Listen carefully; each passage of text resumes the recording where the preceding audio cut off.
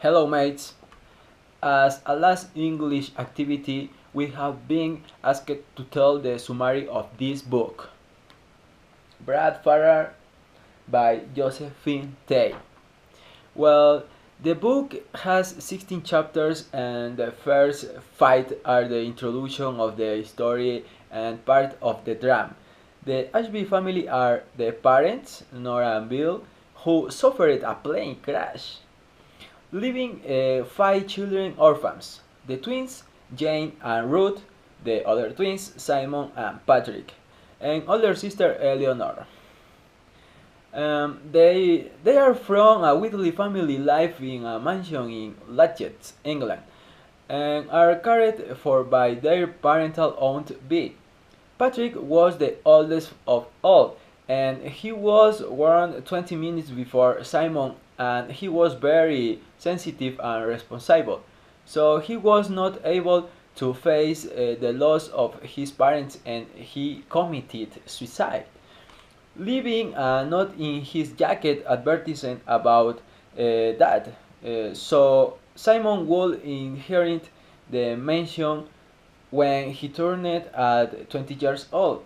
The neighbors are the Peck couple, the Nancy women, and George Priest. Finally, there are Alec Louding and Brad Farrar.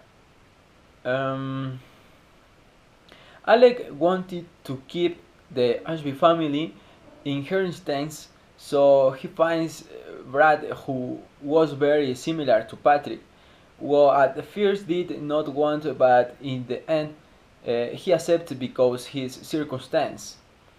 Brad was an orphan. From the age of 15, he started working. He loved horse, and one day he broke his leg when he fell on top of him and became lame. Alec treated Brad very well by taking him in and giving him a job. He told him everything about the Ashby family for weeks so that he could pass himself off as Patrick. Already in London, Brad cheats on the liar Sandal one he had mistaken for Simon. Upon hearing that it is Patrick, immediately asks for explanation. Brad was very well prepared. He told her that it was not a suicide, not about very well. He had been in Mexico and United States, where he changed his name to Brad Farrar. The liar was surprised and called their aunt. They tell the story, who quickly went to see it was true.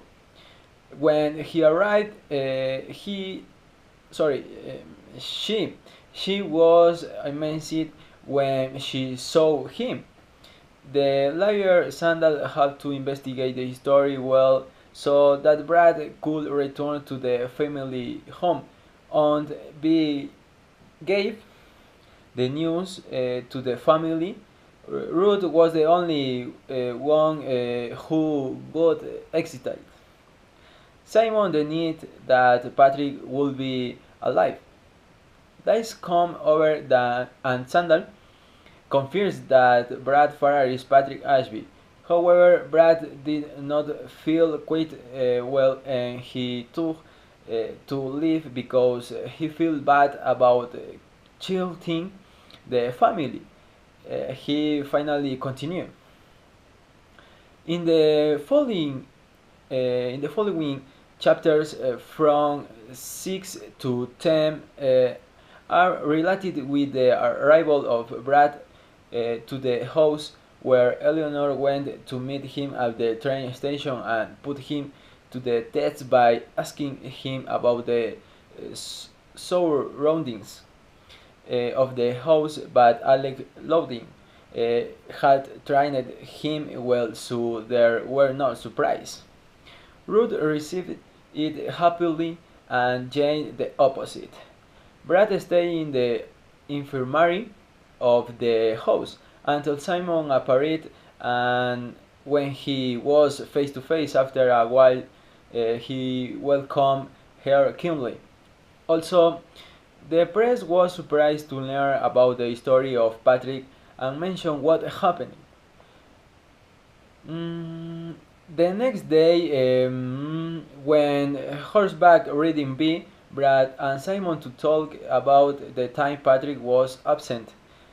Simon on a trial basis, he mentioned about the wounding horse that Patrick had, and Brad knew who the two owners were. Brad decided to mount Timber, the bet's horse. When arriving at the cliff, Brad thinks that Simon realizes that Brad is an impostor. That the same time that he was relieved to know that Patrick was not alive. Upon returning home, Timber narrowly and completely crushed Brad's leg as they headed to the barn. That when he met Eleanor and she told him that Timber was a very dangerous horse because he had accidentally killed a man. After the family returned, they talk about the Wet and West show they usually participate in which a girl from another family, Peggy, won as Simon liked her, stopped doing it because of the fact that she won. There she thinks Brad about Simon's attitude towards him. Um, that same night, Brad was still thinking about Simon, where he was when Patrick died. So the next morning, Brad went to the newspaper office to read about happened on that day. There he discovers that Simon liked the machines and Patrick he bears, and for that reason they went out in the field that day. After hours, calling the police because Patrick did not return and they discovered a knot in his jacket with the knots but not the pen. He concluded the article by saying that Patrick had committed suicide because of the death of his parents. When Brad returns home, she tells her Aunt B what she had read, telling her that she did not say anything about Simon, but she told him that she had gone to look for him on the pony.